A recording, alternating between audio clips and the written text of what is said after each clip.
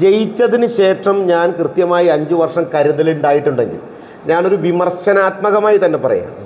കാസർഗോഡ് മുതൽ തിരുവനന്തപുരം വരെ പോരുമ്പോൾ ഇന്ന് ഞാനിങ്ങനെ പോരുമ്പോൾ LDF ഇന്ന് ഭരിക്കുന്ന ഗവൺമെൻറ് ഓഫ് കേരള ഭരിക്കുന്ന മുന്നണിയുടെ ബോർഡുകൾ കാണുക.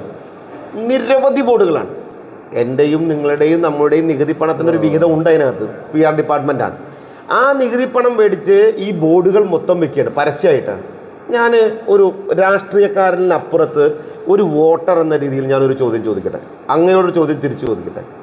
എൻ്റെ പ്രവൃത്തി കൃത്യമാണെങ്കിൽ, എൻ്റെ പ്രവൃത്തി പക്ക സമൂഹത്തിന് ഗുണകരമായിട്ടുണ്ട് എങ്കിൽ, എൻ്റെ പ്രവൃത്തി കൊണ്ട് ജനത്തിൻ്റെ ജീവിത ശൈലി മാറിയിട്ടുണ്ട് എങ്കിൽ എന്തിനാ ബോർഡെന്നേ അത് ജനം അംഗീകരിക്കില്ലേ?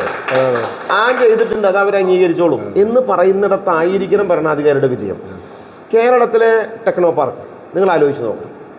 ഏറ്റവും ആദ്യം വന്നിട്ടുള്ള ഒരു IT പാർക്കാണ്. പക്ഷേ വിജയിച്ചത് ബാംഗ്ലൂരാണ്, വിജയിച്ചത് ഹൈദരാബാദാണ്.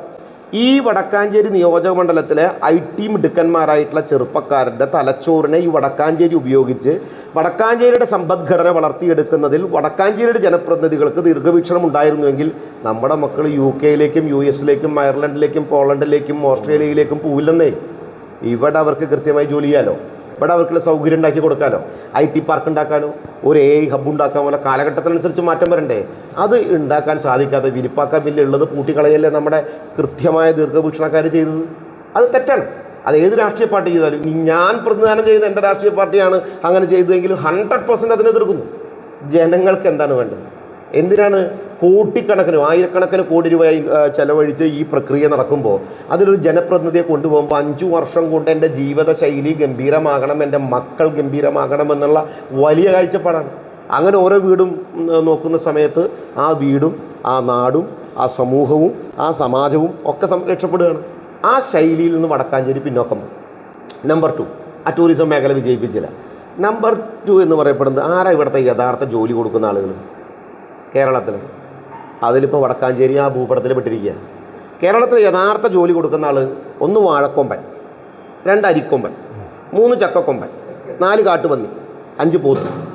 ഇവർ കാട്ടിൽ നിന്ന് ഇങ്ങോട്ട് ഇറങ്ങി വരിക, ഇവർ കുത്തുക, കൊല്ലുക. കൊന്നു കഴിഞ്ഞാൽ ഗവൺമെൻറ് ഓഫ് കേരള എന്താണ് ചെയ്യുന്നത്? 10 ലക്ഷം രൂപയുടെ ചെക്ക് കൊണ്ടു കൊടുക്കുക, നേരെ ഒരു ജോലിയും കൊടുക്കുക.